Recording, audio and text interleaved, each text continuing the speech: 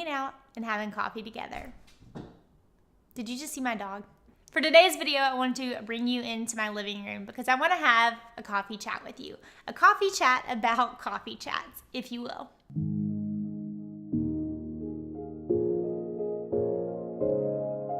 Hey guys, welcome back to another episode here at Ashlyn Writes. My name is Ashlyn and I am the calligrapher and the copywriter around these parts. I help creative entrepreneurs like you sell more with your words so you can work from a place of rest, not hustle. So last week I hit publish on a blog that, I'll be honest, I was terrified to put out there in the world. But the number of responses that we got back, both in blog comments, in emails to our email list, and even on social media was absolutely tremendous. And it just affirmed the thing that I put out there in the world. Before I dig into the video, hear my heart on this. Relationship is absolutely 100% integral to my small business. And your small business, right? That's upon which everything else is built.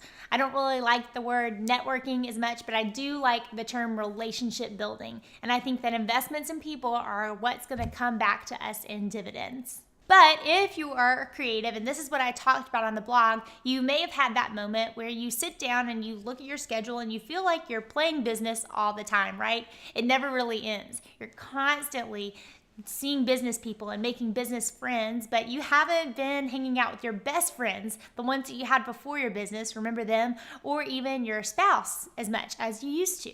The epiphany moment came for me where I realized that I wasn't going on coffee dates with my very best friends or date nights with my husband because I felt like I was entirely too busy building relationships, networking, going to industry things, and hanging out with other new friends and people that I didn't really even know that well. And that's when I realized, if I didn't have time for coffee with my best friends or my husband, should I really be giving that way to people that I didn't know hardly at all? Again, I don't want this to sound harsh. It's just something that I think we need to start thinking about.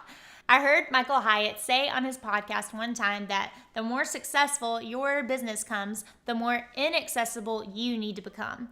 That kind of rubbed me the wrong way at first, but the more I started thinking about it, the more it seemed true. Just like that quote, you may have heard it, networking is not working.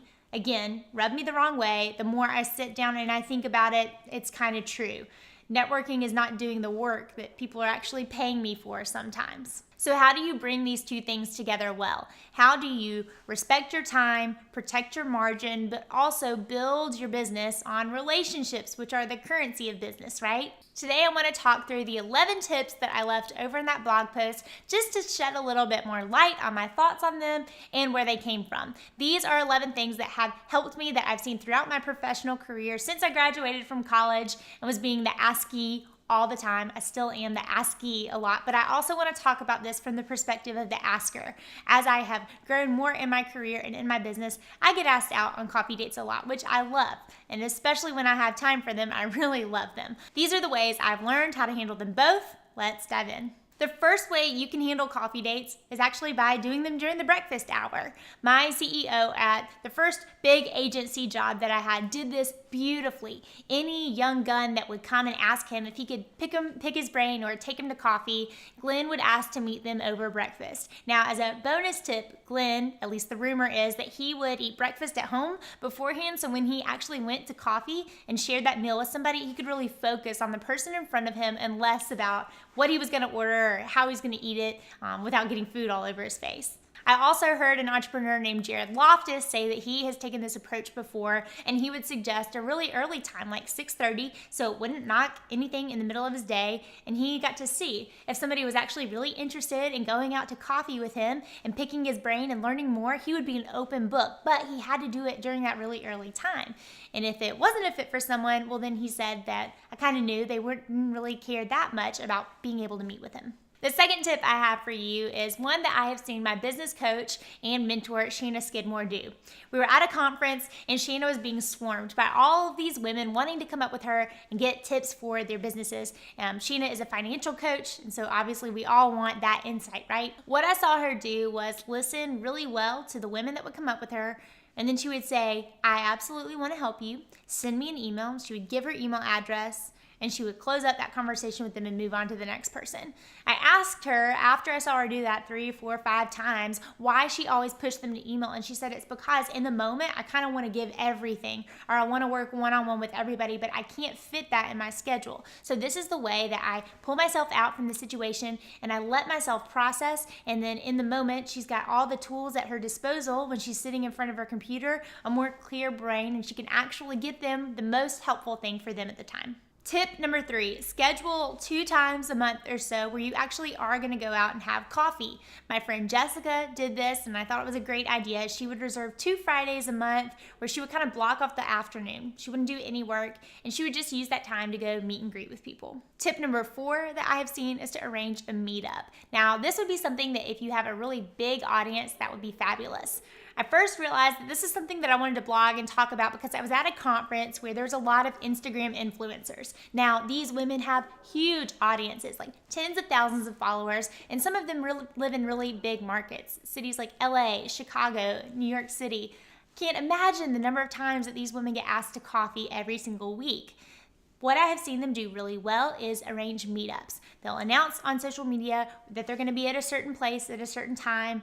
Everybody come, let's just have a party and get to know each other. What a great way to have one-on-one time with people while being able to host multiple bodies in a space at once. Tip number 5, recommend going to something with them that you are going to go to anyway. I love this idea that my friend Jessica gave me, probably because I hate being that person that goes into something totally by yourself. Sometimes I want a +1 or a buddy. And so I really like the idea of having some date come along with you. Somebody you can sit with, whether it's at a meetup or an influencer event or a Rising Tide Society Tuesdays together, whatever it is that's already on your calendar that you know you need to go to, have a buddy. Ask them to meet you there, and then you don't have to go in alone. Tip number 6 I have here for the Ask Ease is to remember the people that are actually paying for your brain.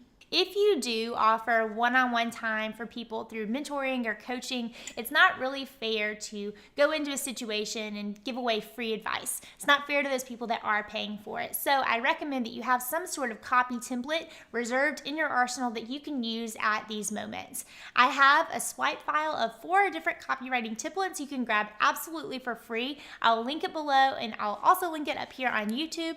Go grab that. It's my gift to you. All right, let's move into the tips for the Askies, if you will. Tip number 7 is to ask them if they're teaching any sort of workshop, conference, or class coming up. I have gotten some of the best results when I pay my mentors for their brains and for their thoughts. And so this is one way that I really like to get the most bang for my buck. Similar to that, tip number 8, absorb all their content. When I was doing research for this post, my friend Megan said that's exactly why she created her blog content and put a whole lot of time into that, because she is a mom of 3 and she doesn't have a lot of time to go on one-on-one coffee dates with people. I have a personal story with this. I completely fangirled pretty early on and still to this day, and she's very aware of it, Nancy Ray. I adore Nancy, every bit of what she does and how she thinks. And so once I realized that she was somebody I wanted to learn from, I absorbed all of her content. We're talking read every single blog post that she's ever put up, had a pen and paper, and I'd write down things that I wanted to try in my own life and in my own business.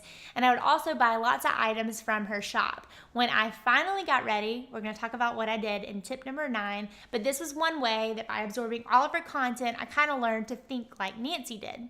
Which brings me to tip number 9, ask the right question. After I had spent so much time absorbing her content and I finally got the courage to reach out to her and actually say something intelligent, try at least, I knew how to ask the right question because I was able to go in there and say, hey, this has been so helpful. I'm using your guide to show me how to hire on my own team for the very first time. Have a question about this one specific part in it. What would your recommendation be for my certain situation? And I told her a little bit about it. Well, lo and behold, she emailed me back. We started up a banter. We ended up working together, and now we're friends in real life too.